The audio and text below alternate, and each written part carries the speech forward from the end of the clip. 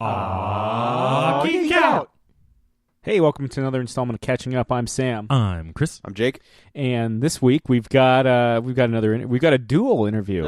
Ooh. When's the last time we had a two-person? I feel like it was recent. Yeah, I feel like maybe a month ago. But then again, I'm an unreliable source for this stuff. Didn't we have? Unfortunately, half these episodes right after we're done with them. Yeah, didn't we? There was somebody. I don't know. Go to the archives. Either way, it's been a while. You know, why don't you, the listener, just listen back to all of our episodes, figure it out, and tell us. Yes, please. Get our numbers up. Yeah. Though they've been good this. Yeah, they have. Even with a quarter of our output. Yeah. Anyway, so you don't want to hear about how good we're doing. No. Maybe you do. Maybe that's why, because it is called Catching Up. But no, you're here to hear this interview with Joe Harris and Megan Hutchison about their Image comic series Rockstars, which starts or hits comic book shops and Comixology on Wednesday, December 14th. And let's go ahead and let them talk about it. I agree. He's an underappreciated anchor from his era. Yeah, everyone's like, Tom Brokaw. And it's like, get out of here, Tom. Brokaw's 20 years too long. I've been looking at him, so. Just write about the Greatest Generation, continue to massage there. Anyway. Right. And joining us this week, we have Joe Harris and Megan Hutchison.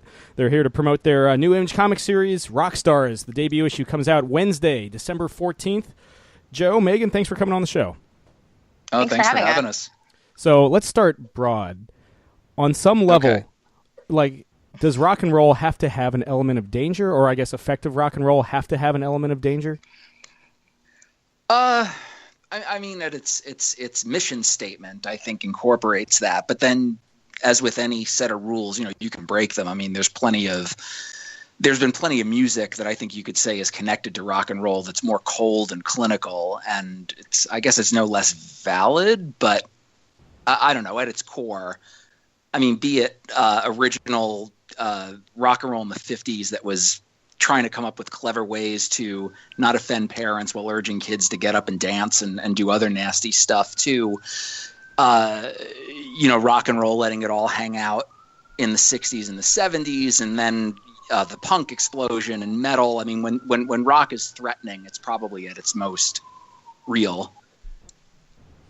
I think, just to add on to what Joe said, I think that's kind of like what makes rock and roll.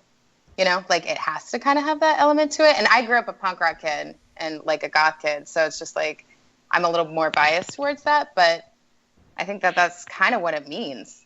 It's like there to kind of break down all these like social norms. Right, a little more Donny Osmond, a little less. What's the other Osmond sibling? I'm going to Marie. Is it Marie? Donny and Marie was. Why do I know that? In fairness, there were many of them. Yeah. I don't know any of their names. They're like Baldwins. But only two had a talk show, so. Oh, okay, that's true. I mean, I would not that I ever watched it. No, heaven perish the thought. Yeah, no. I kind of agree in that regard, right? Like I know there's some people that kind of kick up, dust whenever like something like Run DMC gets inducted in the Hall of Fame, but it's always the spirit of rock and roll. Oh, sure.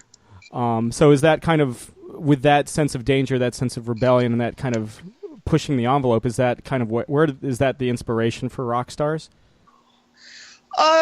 Sure. I guess so. I mean, if we're going to talk about this being a book that focuses on mysteries and takes its cues from like trivial stories and little anecdotal urban legends that have been traded around rock stars and albums forever. I think that's pretty fair. I mean, we're going to get into some dangerous stuff, and it's not going to come from neat places, I mean, then of course, Megan, you've got the task of tackling not only like 70s like Led Zeppelin-esque rock and roll, you've got present day, and then you've also got the supernatural. How do you kind of reconcile those three, or I guess those two different periods and those two different realms? I started my career in film, so I'm used to like doing a lot of research because I used to run art departments. So it's actually fun for me because I get to do like a ton of research. And, Joe is so good about like sending me like very specific references and, like videos and all that stuff. So it's actually been a pretty awesome learning experience because I've had to really delve deep into, like the era, for common, for everyday stuff, that's, just me. It's like whatever I feel like drawing. But for, like the when we jump back into like the 70s, like, it's a lot of investigating, which has been a lot of fun. And what I really enjoyed about my job when I was a filmmaker. How much free reign do you get in terms of the design? I mean, there's stuff in there that's very Led Zeppelin-esque, very. We're big Beatles fans here, so every reference to Paul is Dead and of course Sgt. Pepper's we're like over the moon over. Oh yeah. The Dark Side of the Moon. Joe's actually like he's really good about like kind of letting me run with what I want to run with. When like we have some very specific things that we need to hit, like some very like like within the image, like it needs to specifically look like something in reference to like a historical event. But for the most part, he just kind of like lets me do whatever, and which has been really amazing because I'm having fun with it. Hopefully it translates to being more fun on the page. Yeah, that was. I think. No, sorry. Go ahead. Sorry. Go ahead. No, you go ahead. Oh, I was just going to add that I think back at the beginning, when we first started talking about this and trading thoughts and emails and calls and such, I was sending Megan a lot of pics of famous frontmen from Robert Plant and Mick Jagger, Iggy Pop, and David Bowie on down the line. And I love the idea of trading stylistically. We do take a lot of cues from those iconic poses and outfits and personas and such. So.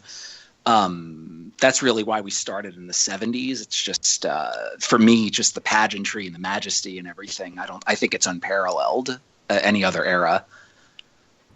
What was the kind of the draw for you, Joe? Because your other image book, Snowfall, you're looking into the future. You're obviously it's science fiction. It's a weather war, so to speak. This is more grounded. It takes place more firm, or at least it's very closely tied to the past, and there's a dirtier element to it. What kind of inspired you to kind of swing shift for this story?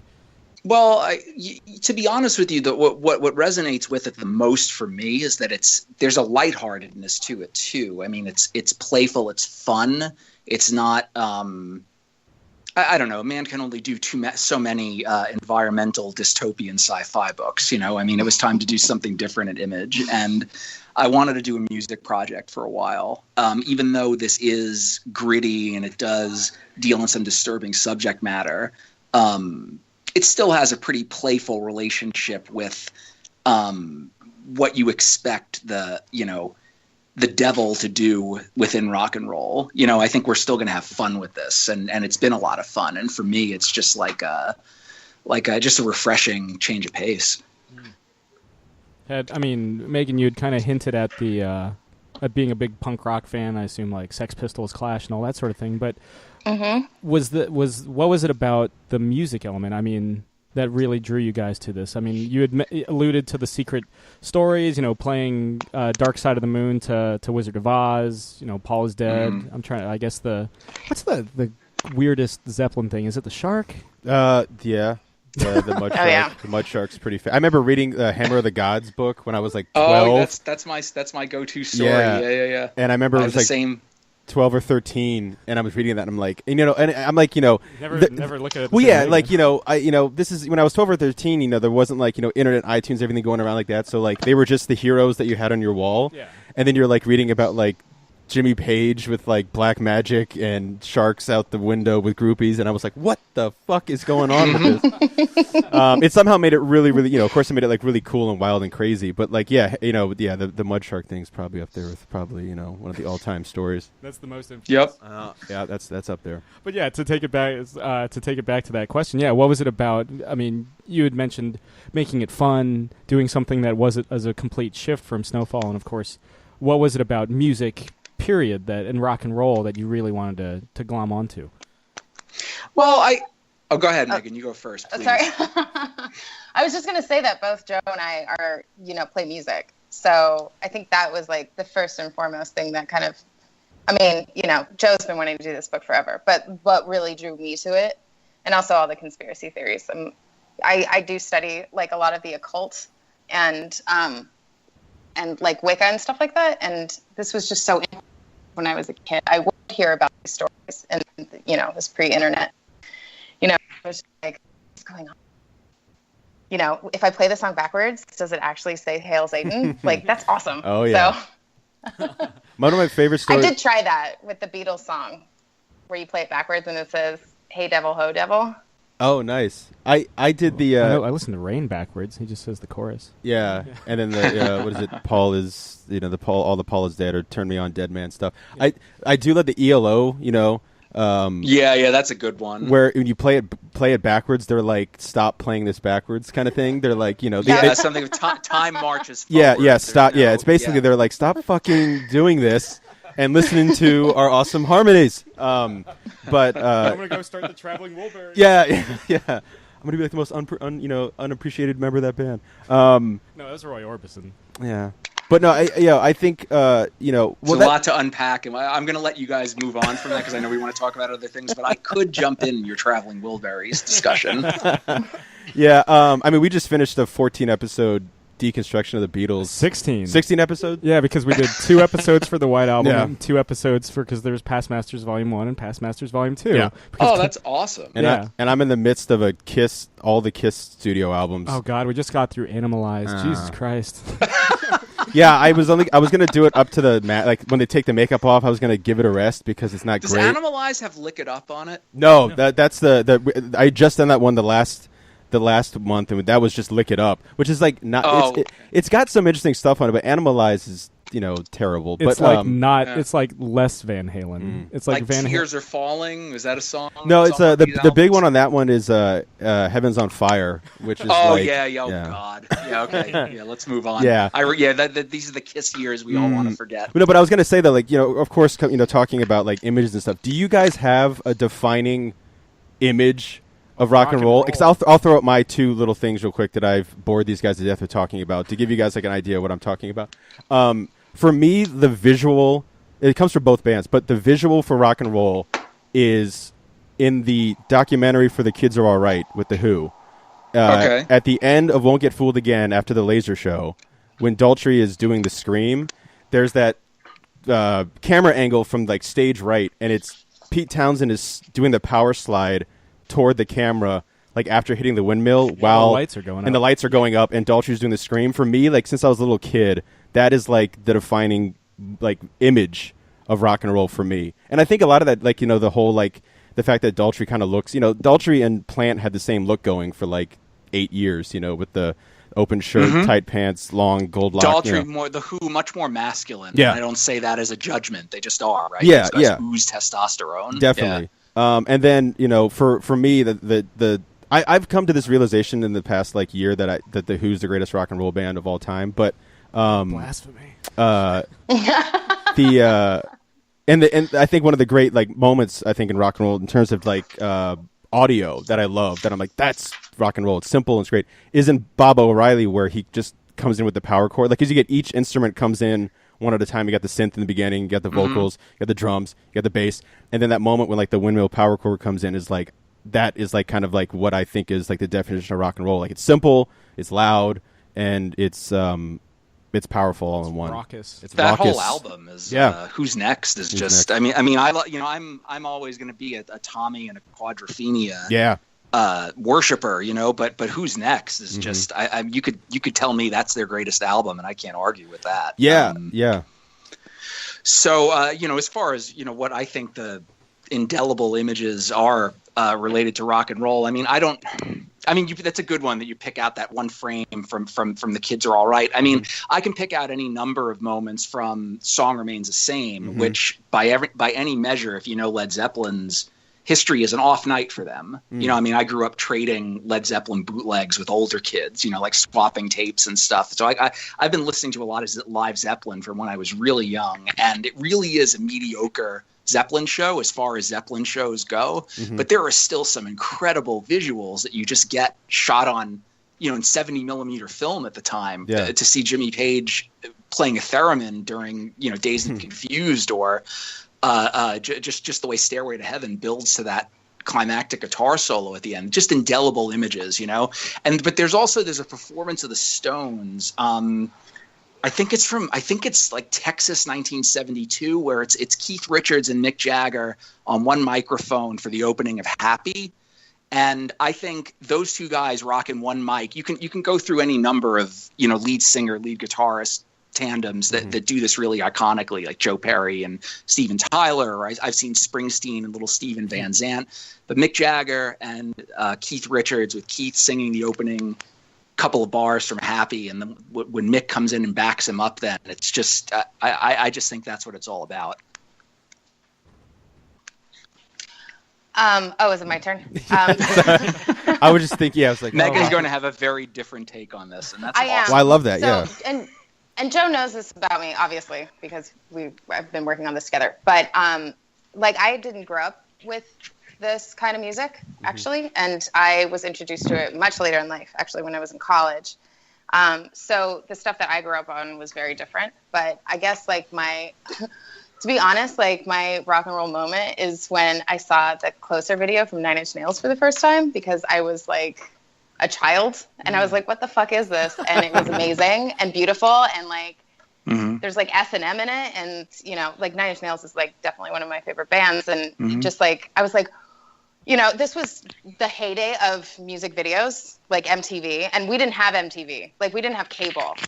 I'm surprised we had a television in my house. My parents are uber weirdos like that, and so I used to sneak over to my friend's house and watch MTV at her house, because I was like, what are these music videos, and what is this music that I've never heard? And I remember seeing that music video and being like, what is this music, and I want more of it. And it transformed me into this person that I am today, which, for better or worse. Golly, we're all very excited for new Nine Inch Nails in 2017. I know. Yeah. Well, they were supposed to be broken up, because I went to their farewell tour, but they're back. I'm not complaining. Kiss keeps having farewell tours. In seventh grade, I was devastated that I missed their farewell tour because I was very gullible. I saw them 3 years ago. You didn't see him with Ace Frehley. I didn't see him with Ace or Peter. No. But that's interesting talking about that. We talk about this all the time about music videos, or the first time hearing this. When I was 3 years old, I have a terrible memory, but I remember when I was 3 years old, my dad is not born in, but from New Jersey. And so we were an army family. We were in Germany. So all he had was this VHS of Bruce Springsteen music videos.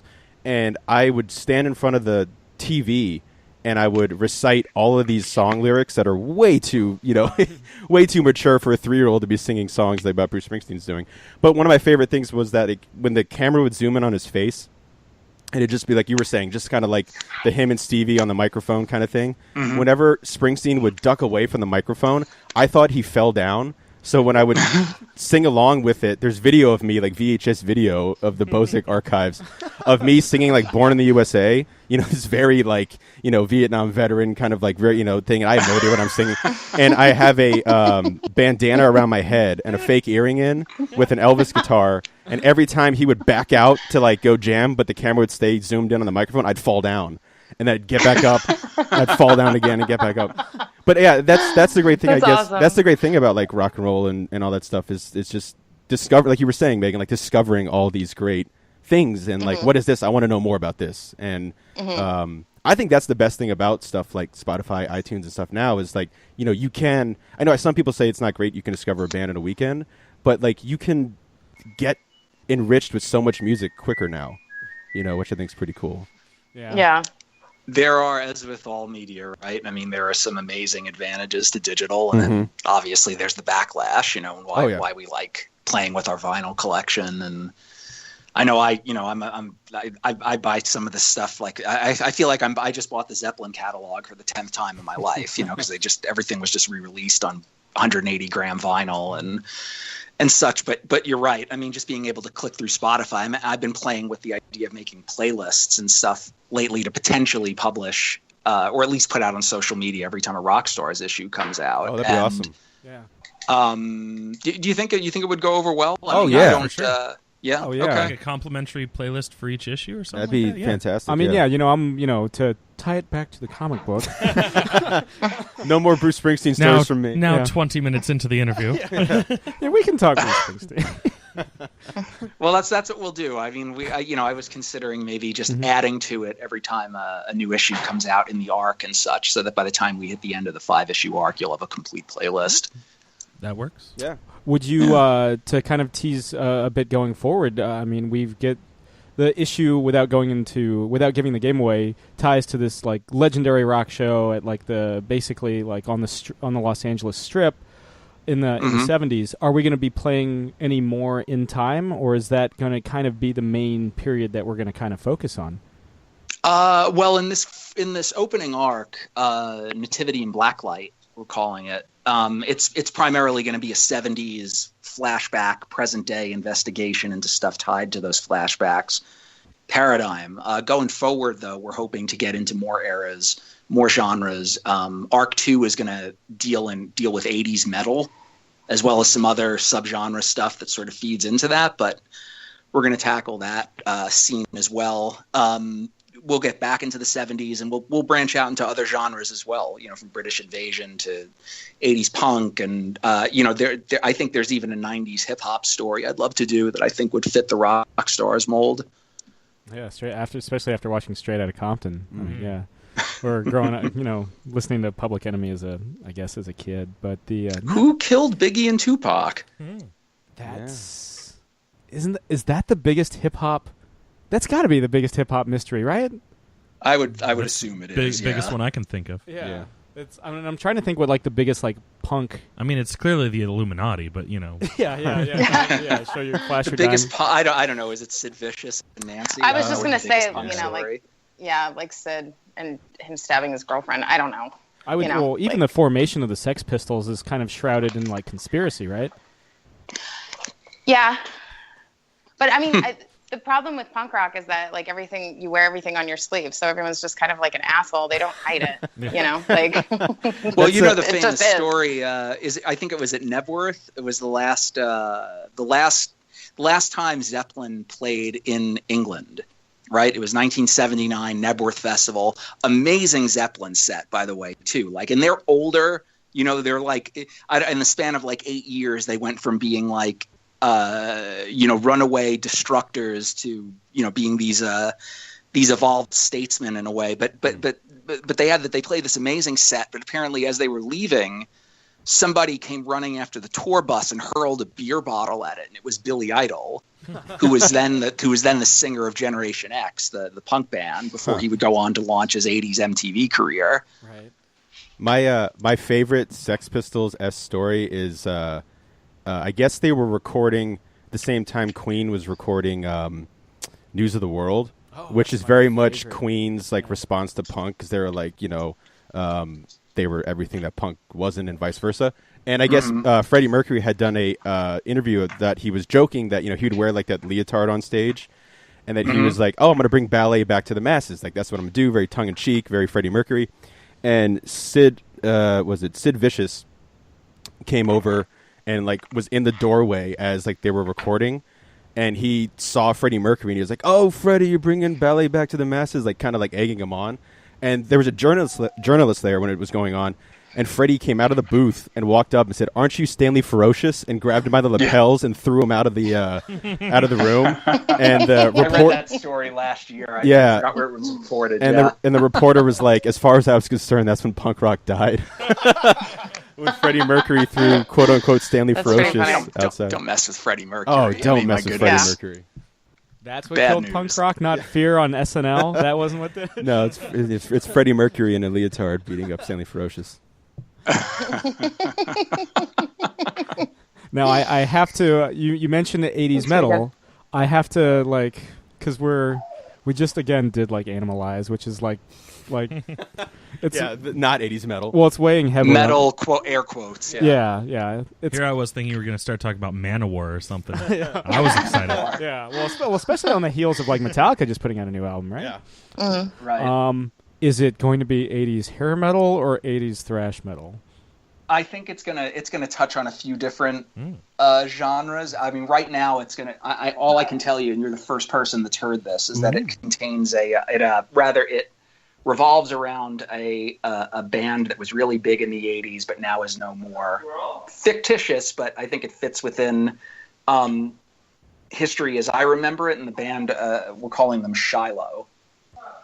Nice. Oh, okay. Interesting. So I think it's going to get into a lot of the subgenres, to be honest with you. Although my love really is, those core Maiden albums in the early '80s, Judas Priest. Oh yeah, Screaming for Vengeance, sure. Oh yeah. British Steel and Turbo and all that stuff. Number Defenders of the Beast of if we're Faith. going Maiden. Oh, Maiden's the best. I was always more of a Priest guy, but that's just me. But yeah, so in terms of we've got Jackie, we've got Dorothy. Are we going to start to see more characters in the present timeline kind of glom on as we kind of proceed deeper into the mystery of these dark band secrets? Yeah, you're going to be introduced soon to Jimmy James, who is the leader and the mercurial guitar player of the band from the band Blue Rider, who were featured in Nativity in Blacklight, this first arc. And you're going to meet this really, really powerful, really, really mysterious and influential guy named Sonny Roth, who seems to be everywhere throughout music history, yet nobody really knows about him. And he's going to take a vested interest in Jackie, as well as Jackie's strange abilities that let him discern what's going on, this sort of supernatural undercurrent that he can sense connects all these mysteries and stories and lets him sort of see what's really going on as he gets into these investigations.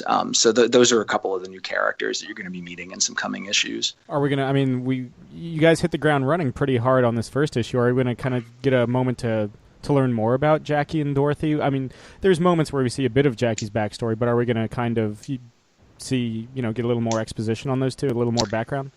You are. I think is it in issue 4? Yeah, in issue 4 we see some Jackie's childhood, as well as what happened the day he told his classmates that a certain rock star of the era was going to die soon. Conspiracies abound. Now, Joe, to put you on the spot, what made Megan the perfect artist for Rockstars? I met her at a time when I was really looking to partner with somebody to get this rolling. We were introduced through mutual friends who I adore, so it made it easier to get to know Megan kind of fast. We met up at Emerald City Comic Con through Derek Robertson, and we have a lot of mutual friends actually, and we ended up sharing the same flight down to LA afterwards, and we started talking about this at the airport, and in the days that followed, and we were able to hit the ground running just based on that. I think that ease of communication, and she brings this great energy to everything that we're doing. She all at once makes these characters look really pretty, but there's so much darkness and texture in there that there's this great tension. I don't know. It's just a really good mix. And kind of reverse that question, Megan, what made Rockstars the right story to jump from, working in art departments and film to jumping into the wide world of comic books? Well, yeah, I think it's partly kismet, just because the way and how we met. And so it kind of started that way. And, when things like that line up, you should pay attention. So, and I just, I love the idea. I love the story. I love the characters. I had a lot of fun, developing the characters. And then, also, I don't like saying this because I don't want Joe's ego to inflate, but he's definitely the best writer I've ever worked with, and no insult to other writers that I've worked with, because I work with very talented people, but it's not easy because it's a lot of work and it's a lot of hard work, and we work really hard and we try to make this the best that we can, but our communication is so easy between the two of us, and we also play to each other's strengths, which I think I haven't had before in a writer-artist collaboration. So It's just been, I know, buddy. I tell you this all the time. I try not to tell you it to your face because I don't want you to get cocky. But it's true. That's all out the window now. I know. Now Sorry, we ruined it by asking the question. I know. I'm just going to be insufferable now. Yeah. I know. But it's nice because, like, you know, he writes to things that he knows that I'll have fun drawing, and then I know what he's looking for in a script. So it's like I can kind of like deliver things to him that I know that he would respond well to. So it's just like this really good relationship. We just work well together, you know? Now it's a playful kind of naughtiness that we throw into this book too. So that's good. Yeah, that's true. That is true. And we're both like really fucked up. So I think that helps too. Yeah. Here. Okay. So to start this thing off, I asked if rock and roll has to have an element of danger. Does art in general, including rock and roll, does it have to come from not idealized, like people that aren't completely copacetic? Does there have to be some element of damage there? I think there has to be at least some kind of longing, right? I mean, you got to be searching for something. It might be more interesting if it comes from someplace damaging. I don't know. That's a subjective thing, right? What's your thesis? Where are you going? What's driving you? Ambition. I'll fall back on damage. That's fine with me. Lashing out is a good enough reason for me, but it could be any number of things, I would say. I mean, I feel like I'm biased because, yes, I absolutely think that that's where it is.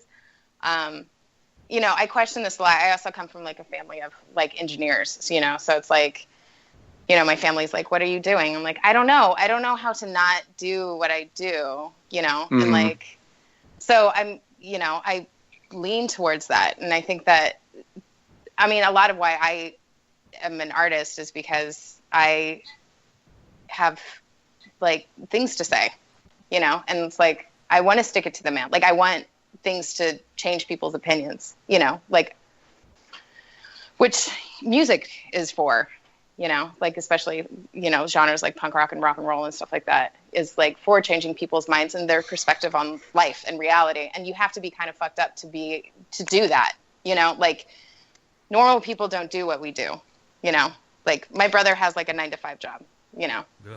So I think that it kind of goes with that. I think that's, you know, that's a characteristic of it. Right. This idea that but that's just my opinion. Oh no, that works. I'm sure there are some that very works sane 100%. artists out there. Yeah. It's funny because at my job I work at Mount Vernon. So George Washington's Mount Vernon. So we talk about like history and stuff a lot there, and yeah, George Washington's Mount Vernon. Well, as opposed to the other Mount Vernon estate. Well, yeah. Well, some people were like, "What do you do? Is it a school?" As opposed to Winston Churchill's. Yes, Winston Churchill's Mount Vernon. Anyway, so we're talking about history a lot, and I was talking about because we were talking, you know, about rock and roll. That's pretty much all I talk about.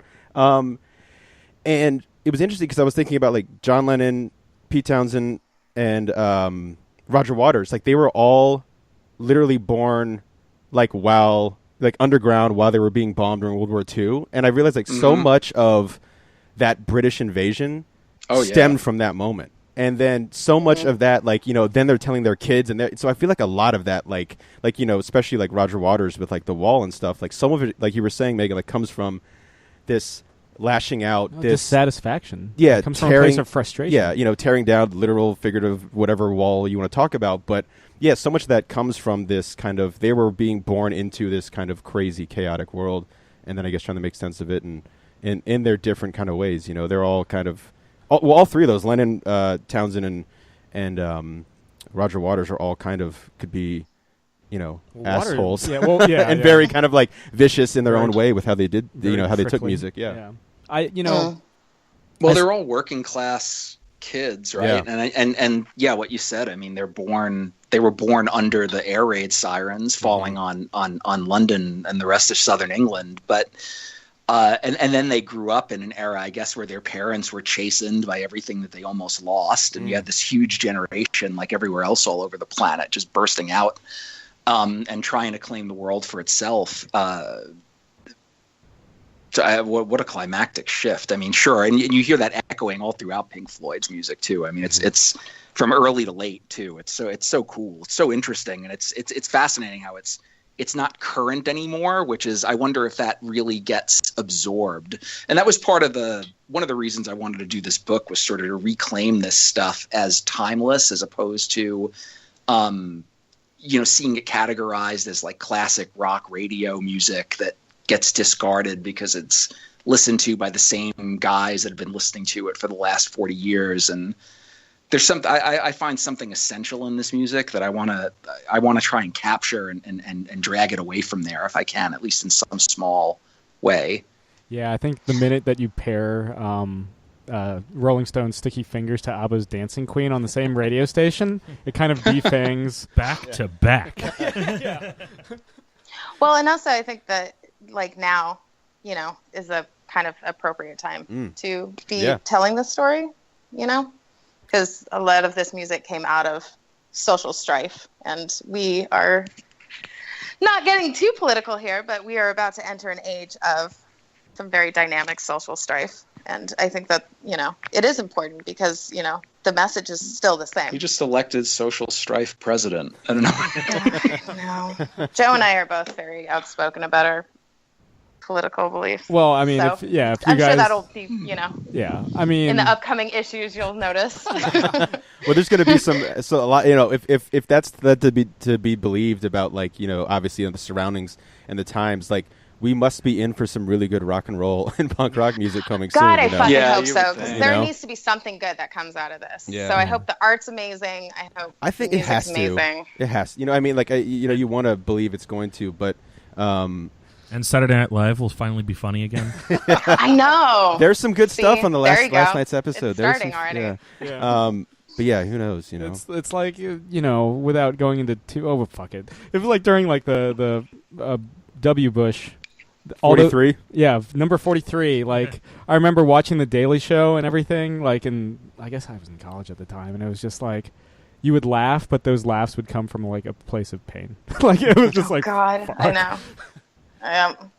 This is different. Yeah, this is worse. But it's It's going to be actual pain, not just metaphorical pain. Yeah. But we live right outside of D.C., and it's always interesting watching how the climate in the city changes depending on who's in the White House or who's. Oh, I know. D.C. dies when Republicans are in charge. Generally, I know. I've been around there. Yeah. Over the years too, and. I've got a lot of friends that work federal government jobs or work nonprofit jobs that are maybe not going to come out okay. It's a very uncertain. Fuck, that very, sucks. very it does. Yeah. It's that really sucks. We would have. I have family that works in D.C. too. It's it's not going to be pleasant. Yeah. I mean. Well, I'll have to come visit you guys because I'm going to be doing the Woman March. Oh, day after the inauguration. Oh, we're going to be there too. We didn't even know you were going. Yeah. We'll have a party. Yeah, I have a couple friends that asked to crash on my couch while they're here for that. So yeah. There you go. We'll have to meet up and commiserate over a pint. There's a place called Exiles on U Street that has. I'm friends with the owners. How appropriate. Yeah. I love it. Oh boy. Yeah. At least we got the 9:30 club, right? Yeah. Yeah. Like I said, there's gonna be something like it's gonna like some kid or we still have Bad Brains, right? We still is gonna like they're still around. They're still kicking it. Yeah. We just need Fugazi back. Yeah. Oh God. Oh man, that was my jam. End hits. That was like high school. Fugazi. Yeah. I was so upset. Now you're speaking my language. Living around here, I was so upset that I didn't know like anything about the local scene until it had all completely like dispersed in the mid 90s. So like I didn't find out about Fugazi until like 2000. I was like, oh man, I could have like walked to their shows. Yeah. They played Jack's. Oh man. Yeah. Jack's. I lived across the street from Jack's. Yeah. It's interesting comparing like East Coast punk to West Coast punk because even exactly. Sorry, go on. Well, no, it was just like. You listen to the Descendants or the Lonely Ones or any of that, there's still an element of melody there where you listen to like East Coast punk and it's so mired in, I don't know if it's the climate, I don't know if it's the politics on this side of the continent. Much more angry. It is. So I grew up I moved to Orange County when I was 10. Okay. So I was privy to the birth of OC punk, which I find personally deplorable. But I mean, it's just so different. And like you can tell when someone comes from Orange County, and like I used to go to those shows all the time because they were all ages and they were free, you know, and like that's just a completely different sound. And my friends from the East Coast are like, why are you listening to this shit? Like, they're like, this is terrible, you know, because it is. And speaking to the melodic, like it is it's like they're songs, they're actual songs, you know, which kind of makes them a little bit awful. They're not the like 40-minute, like fast as you can, like punk rock. Yeah, exactly. Not 40 minute, 40 seconds. 40 minutes, holy shit. I was like, what bands for. are you listening to that are playing more than 3-minute long songs? Yeah. No, yeah, it's a punk rock opera that goes for 40 minutes. Yeah. No, yeah, 40 it's 200 songs. Yeah. Well, I remember I fit collections 1 and 2 of the Misfits onto one CD, you know, because it's like 80 tracks, and it would be like 30 seconds of this too. and 40 seconds of that. And also, like, the great thing I love about the Misfits is like you'll get a film history from Danzig. They won't necessarily tell you the plot of the film, but they'll tell you how to spell the title. Return of the Fly. They'll say the title a lot. It'll let you know that Vincent Price. Vincent Price is in every movie ever made. Thanks to the Misfits. I wish Vincent Price was in every movie That would ever have been made. great. Yeah, it worked for The Great Mouse Detective. You know? I love Vincent Price. And 13 Ghosts of Scooby-Doo. Oh my God! Yeah, did they ever catch all 13 ghosts? I don't know. There was a lot more than 13 episodes, so I hope so. So, something we ask everybody that comes on the show, guys. What are you currently geeking out over? Oh God, so many things. You go first, Joe. I was counting on you. I have to pare down because I'm just a giant nerd. What am I geeking out over? I swear to you, not 2 weeks ago, I was geeking out over who Hillary Clinton's cabinet secretaries are going to be. That's so so I'm just going to. No. It's true. Oh, it hits me right in the nads. So now I'm trying to get ready for off-season baseball and geeking out over the roster moves I think the Yankees can make. Trying to care about something again because it's been really hard this last week and a half. Sure. That's where I'm gonna stay. I'm also kind of circling the Rolling Stones mono LP box set that was recently released. So I've been geeking out over liner notes and stuff and deciding whether or not I want to spend $500 on a lot of vinyl. Do you have a favorite Stones album or song? I think it has to be Exile on Main Street. I just don't think that it's right to say otherwise. But I mean, I think anyone's going to pick from that same core from Let It Bleed and Sticky Fingers and Exile and Beggar's Banquet. Yeah. Yeah. I mean, Beggar's Banquet. I even like It's Only Rock and Roll, but obviously not as much as more than Goat's Head. A couple of I like same thing. Like once you start getting away from I think once you get past Exile on Main Street, you start getting into albums where there were you judge them by how many songs you actually liked on them, as opposed to whether or not it was an album that you loved. That's true. Right? I mean, and that's great. I mean, the Stones had an immortal run. I mean, you're never going to top that run that they had. But so I would say that. I think I say Exile today anyway. That core is pretty amazing. That core run that you were talking Rocks about. Off? Is there a better album opener? Rocks than Off is pretty. Or I mean, Brown Sugar might be a better album opener. Now that I think about it. Huh. That's a damn good one too. I mean, when I think of Brown Sugar, I think of the Albert Maysles and the Maysles brothers "Gimme Shelter" documentary, which I don't know if you must have seen that, right? It documents the Stones all the way through Altamont when they caught the Hell's Angel stabbing someone in the front row of the show during Jumping Jack Flash. Yeah,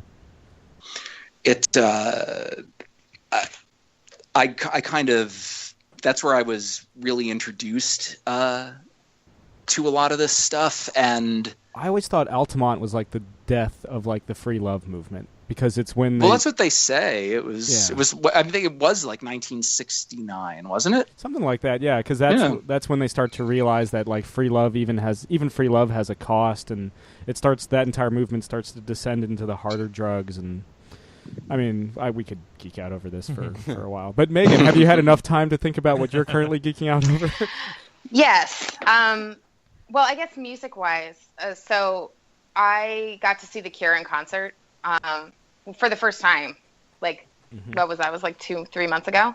And I've always been a Cure fan. I grew up on The Cure. So I've been, like, geeking out on, like, all their, like, B-sides and, like, studio sessions. So just like music wise, I guess that's like my nerdiness. Do you have a favorite Cure album or song? Hmm? Do you have a favorite Cure album or song, like Kiss Me, Kiss Me, My Kiss Me? favorite Cure album is Pornography, and I know their best album is Disintegration, and I get that, but I think Pornography is that's my favorite of their, because it's like a little harder, and it's like a little more like fuck you to the establishment than their other albums. Like they can get kind of poppy. That's just my opinion, Everyone's entitled to their own. Of course, That's what makes this planet so beautiful. Very much, yeah. You don't have to agree with my Cure album favorite. Yeah. No, I mean, that was very much a reaction, I guess, to Thatcher's England, I would suppose. Yes. Yeah, I think so. I think it was. But it's cool listening to their B-sides because, they came out, they're post-punk, so, they definitely came out of, this era, in, the late 70s. And, especially in, when, they were younger, they were way more punk rock, and it's when you listen to these, B-sides and stuff, they're just, trying these new sounds, and, it's stuff that, hadn't been done before. And it's just very raw and very gritty, which I like because, now they're, my dad's age, and and they're still rocking out, I saw them when they were promoting their self-titled album back in 2004. They did a good job. Oh, yeah. I missed them on that one. Well, the Cure kind of reminds me in some ways of the Police, right? The Police started out as a more punk-sounding band, and then they kind of went into this weird, reggae. That's what you have Sting. They're like ska. I loved Sting. Fields of Gold. Oh. I was in 5th grade when that came out, and I was like, this is the most amazing song. I'm so embarrassed for myself. But simultaneously, I'm rewatching every episode of Star Trek: The Next Generation on Netflix. You're like the third person we've had on that's, I think, doing that. Because it's I don't know. The best show ever made. I grew up watching, for what happens to Picard between seasons 3 and 4 was my Who Shot JR. Yeah. How do we rescue Jean-Luc? Oh, the Borg thing. Yeah. Oh, man.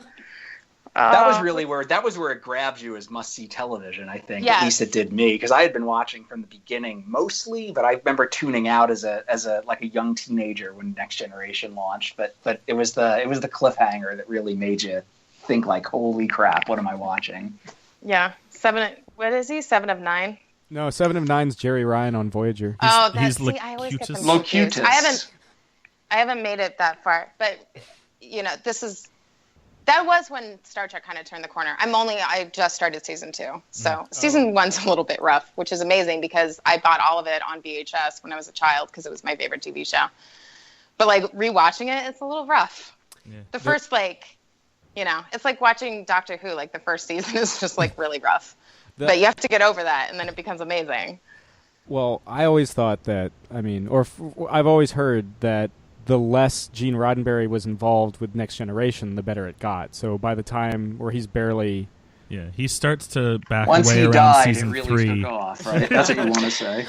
Well, it's like Al Davis and the Raiders. They're good now. But yeah, no, he starts stepping back during season 3, and that's when it starts getting good. And then the further and further into the series it goes, he has less and less to do with it. And I think he passes away in between 4 and 5. Either I think it's I think it's 5 and 6 when he. I was gonna say I think it's 5 and 6. All right. I looked this up a couple months ago when I was starting my watch of all of Next Gen. You can trace how long I've had a Netflix account because every day where I'm able, I watch an episode of a Star Trek thing. So I did all of the original series, all of animated series, all of Next Gen, all of Deep Space Nine, all of Voyager, and all of, God help me, Enterprise. And I'm on my second go-through of Voyager right now because, I don't know, and then it means I have to go through Enterprise again. And I know better, but I have to do it. Do I have to? No, that's part of why I'm doing this, too, is because I'm doing the same thing. I just got through, last year I went through all of the original. And so now I'm doing Next Gen, and then I'm going to, continue through the series. Because I actually watched all of them while they aired because I'm a giant Trekkie nerd. except for Enterprise. Like by the time Enterprise came out, I was like, fuck it, I don't care. I remember Sam and I used to room together, and he's like I said, he's been doing the Star Trek thing forever. So I would come downstairs, and there'd be nobody else in the house, and the TV would be on, and it'd be like Bones jousting a knight, like in some crazy.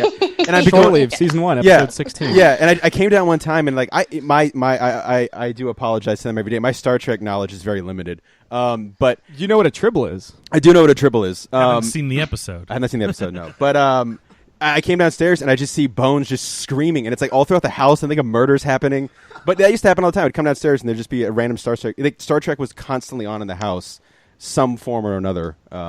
That warms my heart. Yeah, that's amazing. Yeah, for my Star Trek is I just watch I do Cheers. Megan, you're the first woman I've ever heard say that to me, so thank you. Really? Oh, there are more of us out there. Times have changed. Yeah. I need to start going to Star Trek conventions. The comic book conventions aren't doing it for me anymore, guys. The Star Trek conventions are like hardcore. That was actually the first nerd convention I went to. I made my dad take me when I was 10, and my dad's like, where are we? I'm like, in paradise. The first... But they're super nerdy. Oh, the first convention I ever went to, I think I've win on the niche market. I went to a Three Stooges convention when I was 11 years old. Whoa. You win. I'm waiting for a Frasier convention of some kind, like all the Cheers and Frasier kids come together. That would be there me. There has to be one, right? Yeah. We'll be back in Seattle in March for Emerald City. I went to Emerald City last year for the first time. I was in Seattle for the first time, and I made the guy I was rooming with. We help at the Image Comics booth, and the guy I was rooming with, I made him watch the pilot episode of Frasier because we were in Seattle, and I thought it was it was my favorite moment of being in Seattle. Was watching The Good Son pilot while in Seattle. No one else seemed that interested, but I was like, guys, we're in Seattle. So that's my Star Trek. Yeah, I mean, in terms of helping out at cons, I have to say, Joe, thanks for the Rockstars guitar pick at New York a couple months ago, or I guess last month. You're very welcome. Those went over very well. I wish I had an RFID tracer on them. I'd like to see how they proliferated because we gave away quite a bit. Have the little tags embedded into them. Right. I want to know where they're going, who they're infecting. Contagion. Yeah. But so to kind of take us out, do you guys have anything? Anything you want to hint about issue 2, or anything else you want to plug while we got you guys on the show? What do we want to say about issue 2? What do we want to say about issue 2? Yeah, rock and roll. Not quite what you think. Not quite where you think it's going. Blue Rider was a hell of a band. I guess my hint is Demon Orgies. Demon Orgies? This is my new, and is probably going to be my band name.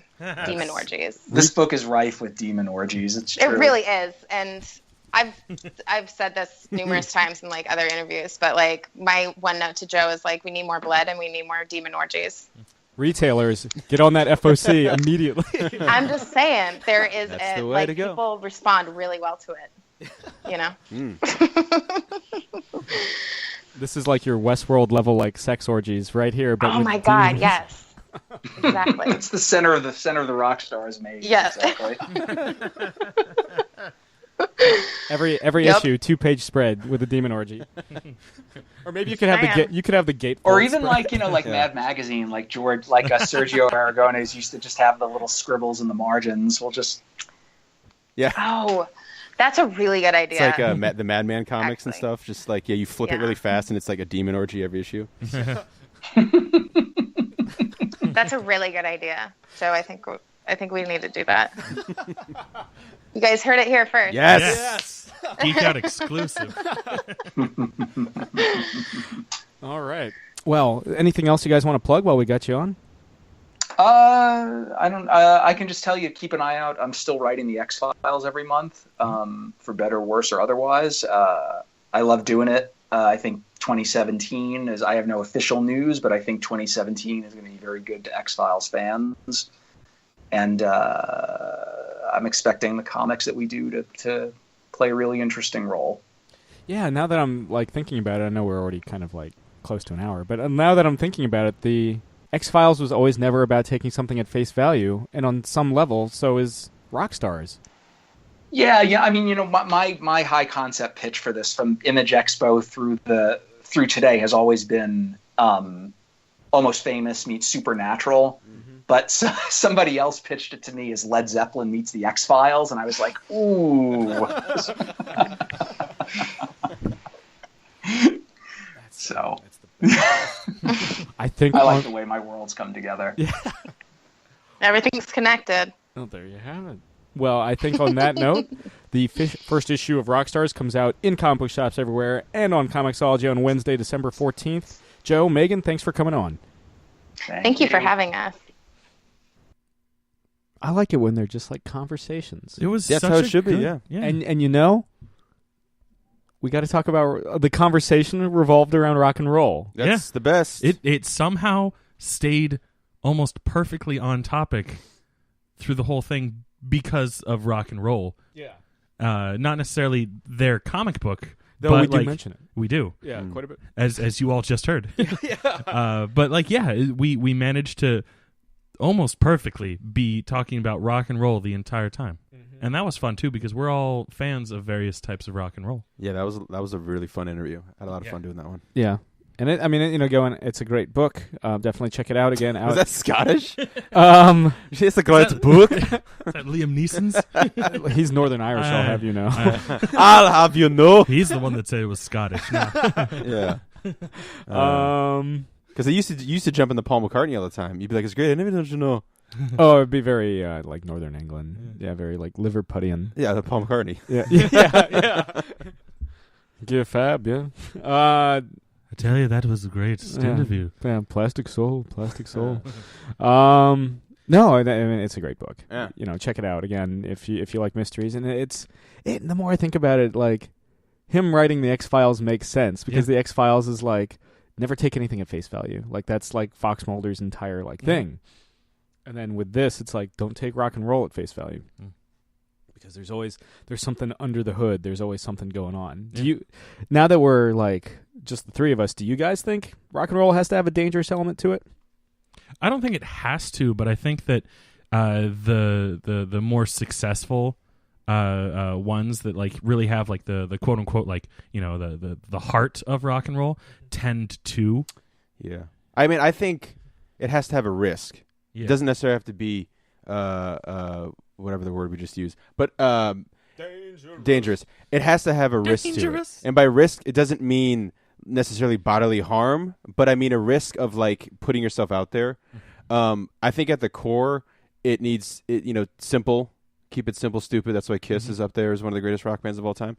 What about Dream Theater? Well, no, I mean Dream Theater's not rock and roll, but like That's a mic don't yeah, well, I mean they're not. Don't offend Dream Theater. Yeah, they're. I mean, they're just rock and roll, right? Like he said, you throw Yes in a microwave. That's Dream Theater. But the sprinkle in some Metallica and other things. But yeah, I mean, I think rock and roll. There's a risk to it, and just be true to yourself. Don't when you start trying to be something else, you become like that bloated arena prog rock thing, which there's some good stuff in that. I like that, but like the core of rock and roll is, being, and it sounds cheesy, but being true to yourself. Like just be yourself, take risks, throw in some danger in there for fun, and don't try to be cool. The greatest rock and roll is some of the most uncool stuff around.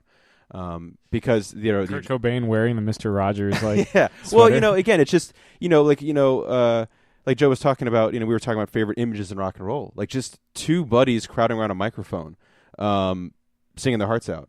Kind of like our first podcast. Yeah, yeah. So many images are ingrained in our brains from rock and roll. But again, rock and roll is very much like anyone can define it in their own kind of way. But I think throwing in some danger definitely helps in there. Smashing guitar and blowing up your drum set in the Smothers Brothers is rock and roll. It's punk rock. It's all that kind of stuff. But yeah, I mean, I love talking about rock and roll. It's something that even though we've been listening to it for decades and decades now, it's something that you can always find something new. And something that always bugs me about the rock and roll talk is when people say that rock and roll is dead. Like Gene Simmons. Gene Simmons, Whereas I say the heart of rock and roll is still beating. Yeah. Well, the thing is that like rock and roll, like rock and roll can never die, and it's not. That's like so. Again, it sounds so goddamn cheesy. Roll! But it can't because as long as you can go back and listen to Sticky Fingers, as long as you can go back and listen to Who's Next or Breakfast in America. Yeah. Well, yeah. Back to the egg. But you guys aren't helping me. But again, I'm not here to help. Again, I don't know if you've noticed. Yeah. But it's and again, there are still bands that are out there, and there'll always be a band out there that hears the opening, here's "Bitch" by the Rolling Stones, and is like, I want that. Like I don't want the Rolling Stone. I want that sound from "Bitch." I want that that sound of that snare when it pops in like that. That's one of the I love that. The horns. Yeah. I want the sound of the snare from Saint Anger. Oh, Jesus. It's like a brick wall. But Conk, conk, conk. But yeah.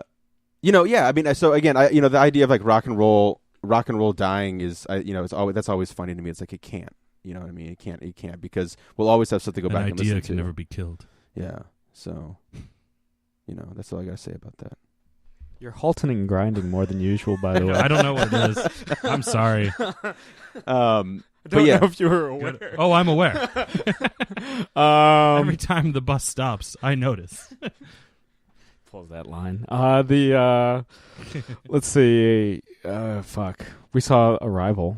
Oh yeah, we did. Yeah. We can talk about that now. Yeah, this is we're gonna because we've kind of like Chris was alluding last week. The joy in Arrival really is the discovery. So if you haven't discovered it yet, maybe skip ahead 5 minutes or so. Yeah, it probably will be longer than 5 minutes. Maybe because there's a couple lines we got to talk about. We may be laughing for 5 minutes. Okay, maybe skip ahead like 10 minutes, just to be safe. Or just pause this podcast, go see Arrival. Yeah, then theaters listen everywhere. to the Does it live up to the hype, young Samuel? I don't think it is. Okay, I like the film a lot. Yeah, me I like too. the film a lot. Mm-hmm. Overall, thumbs up. Yes. Yeah. Not my favorite film of the year. Same. No. Still Hell or High Water for me. Sing Street. Okay. What's yours, Chris? I compiled a list on my Letterboxd account because I'm so terrible at keeping this stuff in my head. So I compiled a list. So if you'll give me a minute to look it up, I'll tell you what my current ranked. So you guys talk amongst yourselves, so there's not dead air. It's not even in my top 5, I would say. Same. I don't think it's in mine either because I just updated it like the other day. Now, that being said, we did like it. We did like it. It was still like it's one of the most beautifully shot films I've seen this year. Yes. Amy Adams' best performance in years, I would say. I mean, since The Fighter, I would say. Yeah. I mean, I haven't seen everything she's been in since then, but I loved her in The Fighter. But yeah, this is one where she does a really good job. Oddly enough, I have Deadpool as my favorite film of the year. Okay. It's a good time. Yeah, it's a good time by all. Just to completely go like 180 into silliness, whereas you guys had like serious movies as your number ones. Oh, yeah. We should have recommended that and I hope they're still listening. Maybe not because of all the shit, but we should have recommended Sing Street. Yeah, let's tweet them.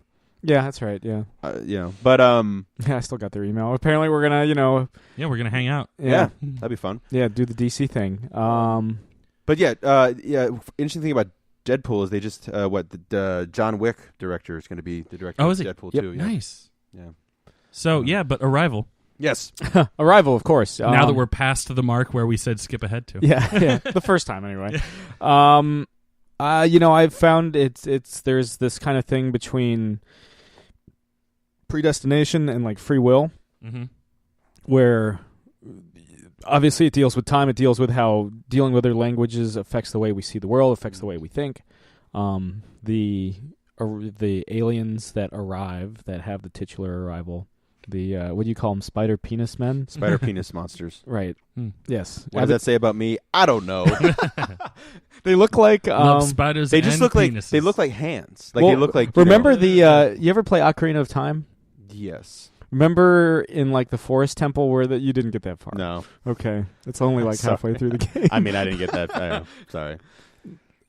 I have no frame of reference. Okay. Then. Again, heptapods. look at your hand. Put your hand up on a table and like have it crawl like a spider. That's what they look like, but they're like big green. And they have 7. I thought I liked it because like Yeah. it very easily could have come out of the mist and been like every alien ever. Close Encounters. Yeah, I liked Yeah. that it was completely different from. Although I do like the Humanoids. Close Encounters has like multiple different aliens. And they have like that Mhm. one like long one's like oh, it's the freakiest shit. And a little alien like the children running around. Yeah, I will say running like around Richard Dreyfuss. yeah, I'm glad you mentioned that because what I love, and I love Close Encounters of the Third Kind. Like that's probably in my top 10 of all time. I mean, I think it's the end of that movie is fucking glorious. And I think one of the reasons I loved Arrival is because the end of Close Encounters, where they're trying to communicate with these aliens, is basically the entire plot of Arrival. Mhm. And it touches on those wonderful little moments where they have that first interaction together. And I love that because it's not about aliens destructing Earth. It's not about this battle, all that kind of stuff. They throw in little like ideas of maybe that's what's happening. But I think Arrival, when I loved Arrival the most, the most was when it had those moments of Amy Adams and Jeremy Renner, who was good. Jeremy Renner was Jeremy Renner. Interacting and the fascination with like language.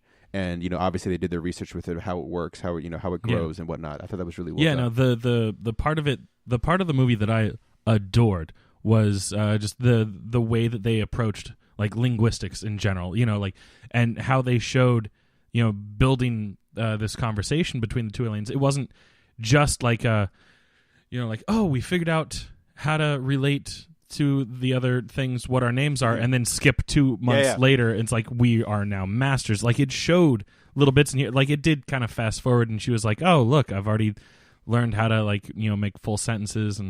But like it showed, there was more than just we tried and then we succeeded. There was the steps. The learning curve is still there. Yes, it leads though, because like again, we don't necessarily ever have like this like fluid talk. Again, they have like a moment with subtitles. It does lead to one of the funniest fucking lines in film history. Real quick before you mention it, like I like just to kind of help segue into that. Like I like that it showed that we never perfected their language. Even in like the third act, the whole third act is this idea of like how are we misinterpreting what they're saying because we aren't 100% sure what they're saying because we don't have a full perfect 100% translation for their languages, which did lead to it leads to again Jake's new metal band. Well, like 80s up its own ass prog rock band. But what leads to this basically what they call the two spider hand monsters, Abbott and Costello.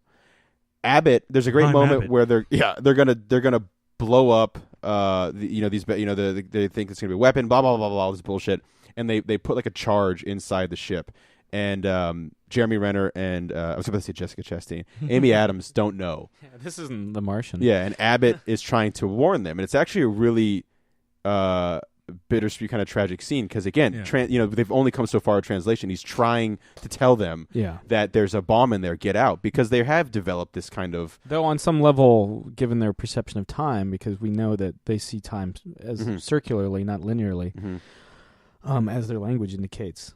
Abbott knows he's going to die. Yeah, I mean he does, but again, and that's well done, but it's basically Dr. Manhattan style. Basically, it goes in like he saves the day. It's a really well done scene. I enjoyed it a lot, but it leads later on to like Amy Adams showing up and asking Costello like, "Where's Abbott?" And Costello says in like the kind of broken language, "Abbott is death process."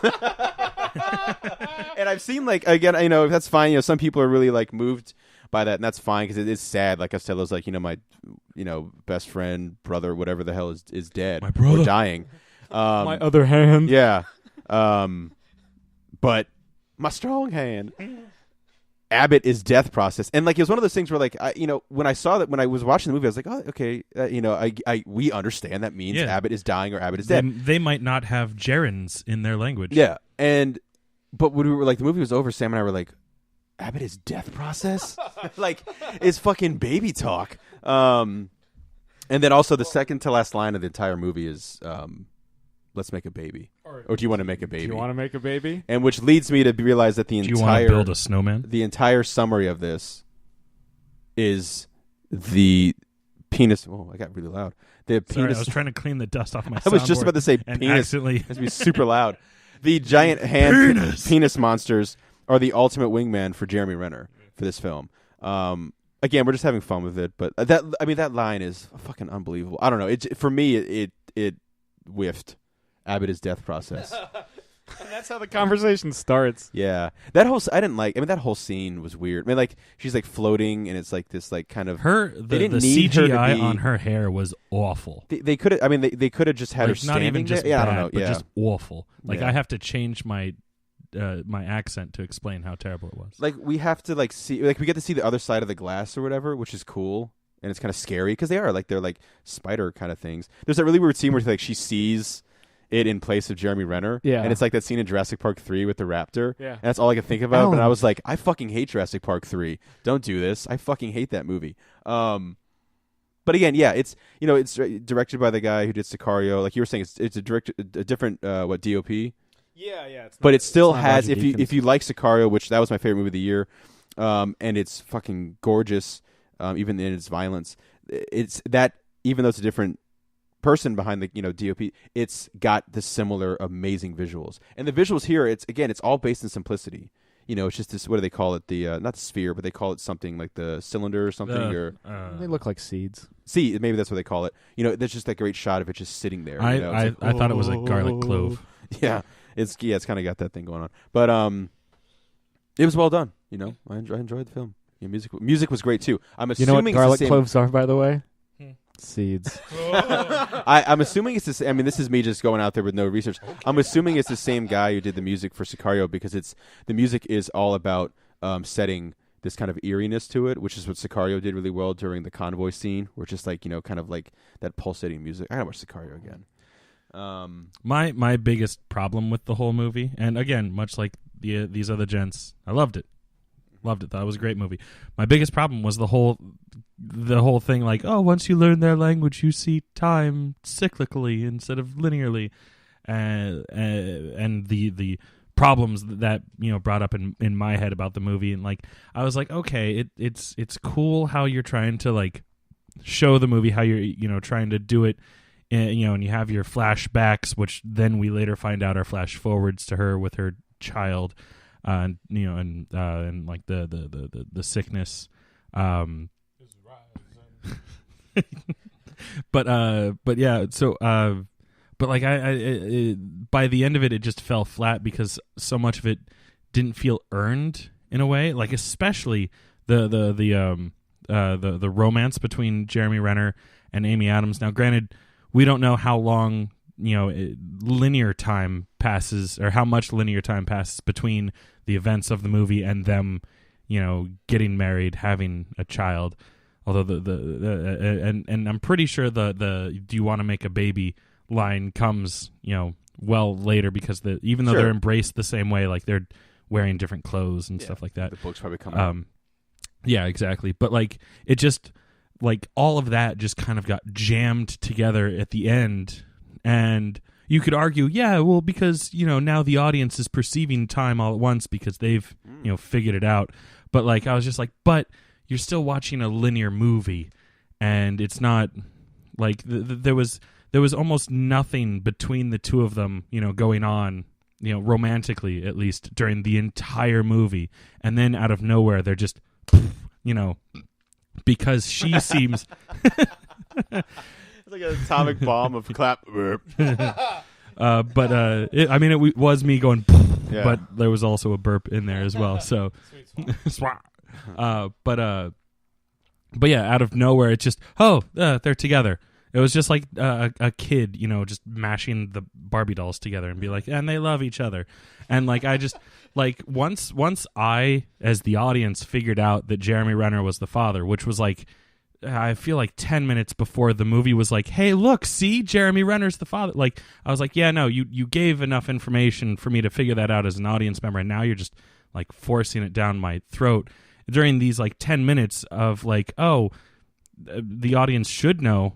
You're not giving them any, added information, and then suddenly, look, see, I tricked you into thinking that it was someone else. And it's like, no, I got it. Audience is savvy.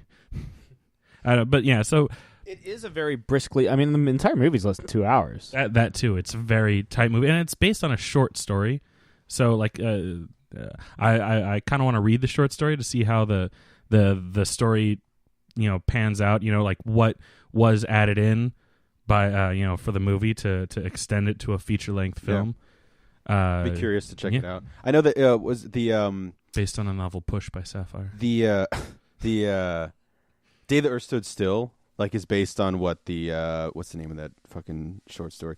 I just know that the difference in that is that Gort is the master, not the apprentice kind of thing, and I always thought that was kind of cool. But that's what happens when I haven't read it and have no idea what it's called. It just leads to a dead halt. But I will say, I was curious, since we're talking about rock and roll, to put you guys on the spot. Could you name, if you can't name 3, whatever, but 3 essential things that you love, you think that speak rock and roll? And I will not mention a fucking Who album, I swear. I'll just do 3 right off the bat, just to get your juices flowing. Just because this seems to be a very rock and roll-esque episode, which is fine with me. Sticky Fingers, Toys in the Attic, Rock and Roll Over by Kiss. I think those are 3 examples of straight rock and roll, no BS, brilliance. Next. Who's Next by The Who? Fuck! You piece of shit. You could have even just been with The Who's Next, the band. I would say Woodstock. I would say the Beatles on top of. Oh, I was gonna say, I meant rock albums. Oh, yeah. You just said 3 rock and roll things. Oh, well, I mean, rock and roll things. But then, he albums. said, but the answer that he gave was albums. Oh, God damn fucking answer. Let's see. 3 rock and roll albums. I would have to say, probably Zeppelin 2. Yes, bitch.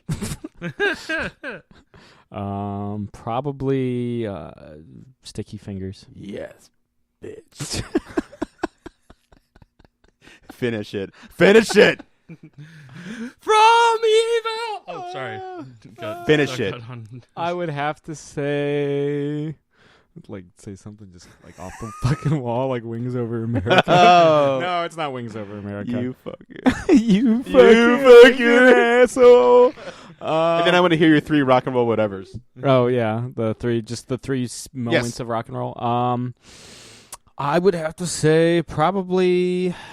It's not. I mean, it's not my favorite Nirvana album, but probably Nevermind. I mean, that was. It's pretty good. That's pretty good. It's a really great fucking rock and roll album, a recent one, the fucking Wasting Light. Oh, Wasting Light is fucking believable. Yeah, it's a fantastic Foo Fighters album. I mean, I think the only reason I hesitate to put it as my favorite is because I've had years listening to There's Nothing Left to Lose. Yeah, which is my favorite Foo Fighters album. Yeah, I think the Japan Droids, Celebration Rock is a great rock album. I think AM by the Arctic Monkeys, as my main man James Robinson would say, was a fantastic. I think the past 2 Weezer albums have been great moments in rock and roll. I think Weezer's a great rock and roll band. Do you have 3 albums, Chris? I do not. Oh, come on. Do you have 2 albums, Chris? Sam can give us his rock and roll moments. Rock and roll moments. I mean, Woodstock is very definitive. The Beatles playing on top of the recording studio in 1960, January of 1969. Yes, bitch. Okay. And fuck. What would be another seminal rock and roll moment? I would probably have to say remember that Woodstock where it just degenerated into a mud fight? Yeah. 99? 95? Yeah, yeah. Because 99 is the one where they basically set the motherfucker on fire. Yeah. But no, I wouldn't even say Woodstock 95. I would say there's really nothing in the 80s. Let's think. Well, here. Oh no, Queen at Wembley Stadium. Yeah, yeah, 86. Yeah. I mean, their cover of Big Spenders about rock and roll. I mean, for me, the 80s rock and roll takes a backseat for me to metal. And when Joe was talking about like metal being the next big thing, imagine a fucking like this like the civil war of metal where you got like the hair metal, you got the thrash metal, you got like the new wave of British heavy metal that would be the thrash metal stuff. But then you got like black metal starting out, like all these different like fucking like things coming together. But I think for me, yeah, like 80s for me like is metal. Like that's when like metal comes to fucking power. The Striper, the god awful fucking picture of Metallica and Kill 'Em All. They just look like a fucking mess, and like it's like the most honest picture of them. Like they can't really grow facial hair. Their jackets are all ripped and shitty. They are the exact opposite of Poison. In that.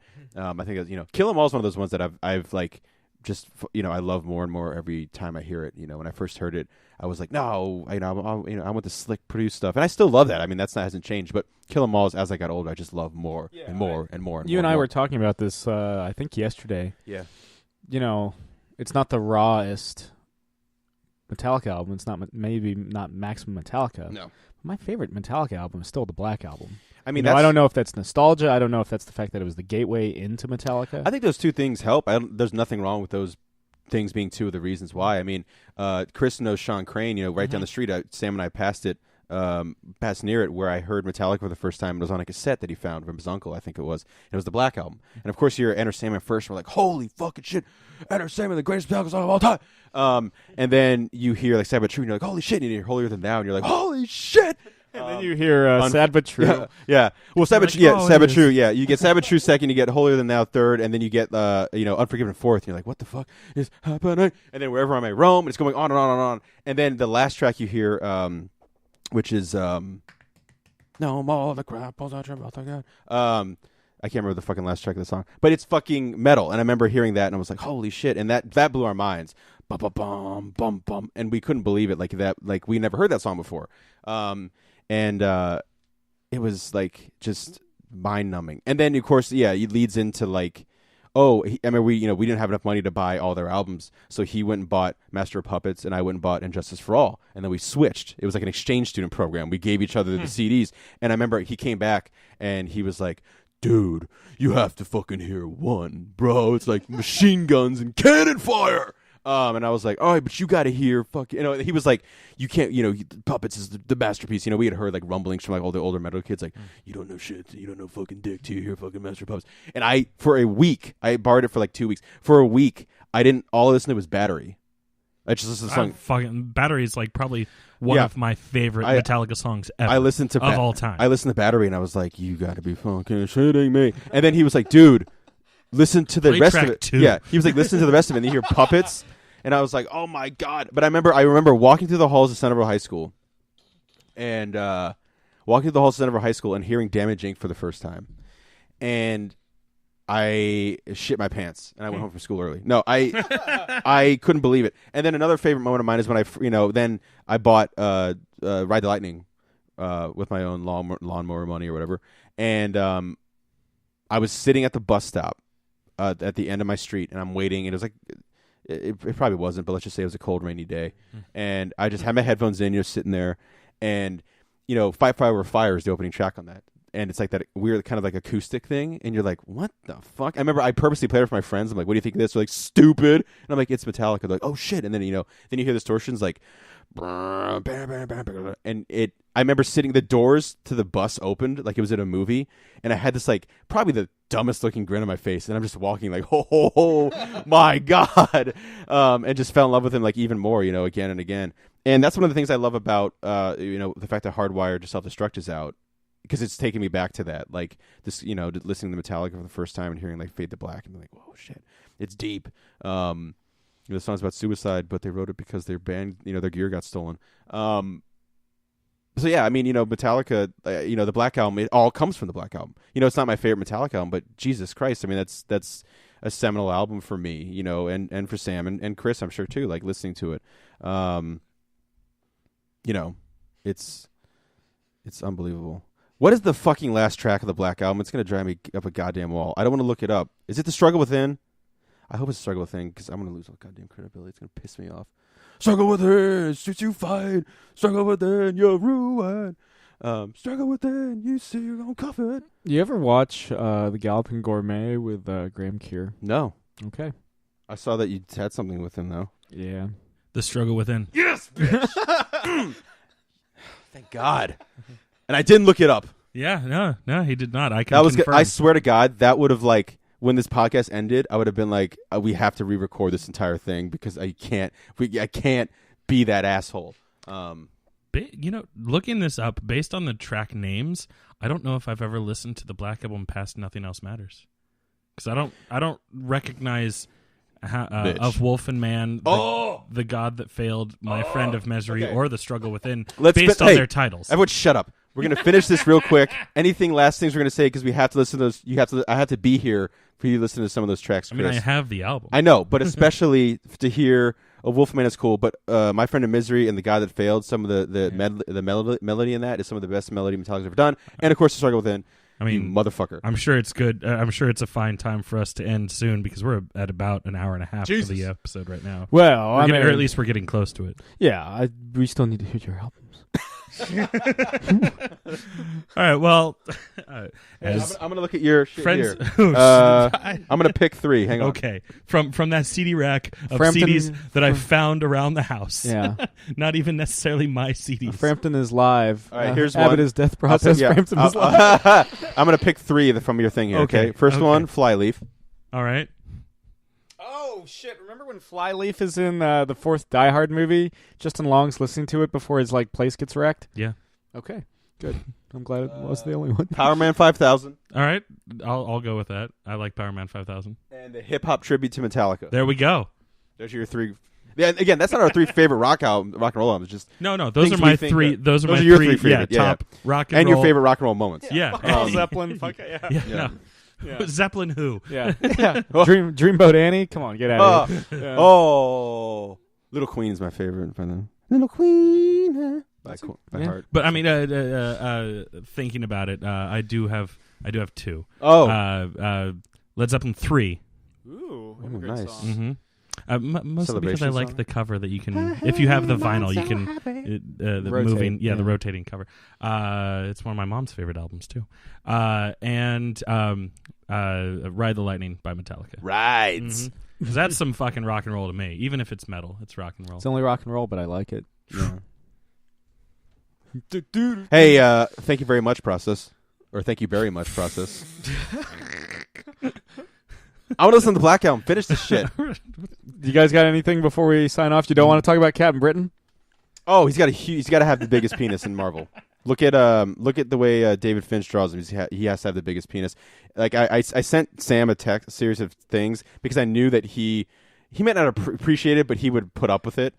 Let me just read him real quick. Yeah, I mean, Captain Britain. Like there was a period where he was just drawn like a brick. I mean, shithouse. he is drawn like the fucking biggest motherfucker on earth.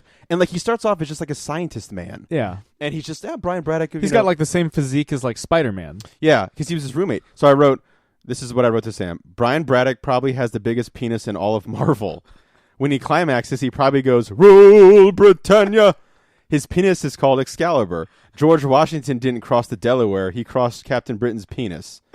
He didn't choose the Staff of Might because he already had one. For you friends out there, he chose the Amulet of Right. And then I showed him a picture of him like bathing in sunlight. It says, "Bathe in the glory of my massive penis." Sam said he is Britain. He is Britain. And there's a picture of him. You know those like memes of him going around of like people like looking like in the background, like, you know, thinking and like, so there's one of him standing there like, "I'm fucking huge." And in the background, he's kind of looking down. And I was like, Captain Britain thinking about his massive member. And then you wrote, "Just the massive personifications of the British Isles." And then I said, "His penis is no man's land." And I won a bid on the Alan Davis Captain Britain on eBay. I'm very excited because that's out of print. And it can be very expensive. Yes. But I got a trade paperback, so. I have the first issue of Captain Britain and the MI-13. That's a celebrated run. He is not drawn like a brick shithouse. No, he's drawn like a normal person again. Yeah. I don't know what it was, but he gets fucking huge. Like, he's huge. He's a giant man. He's a giant man. Yeah. With a giant donger. He's got to. I mean, the way that's drawn, it looks like an aircraft carrier. Yeah. Yeah, Falkland Islands War right there.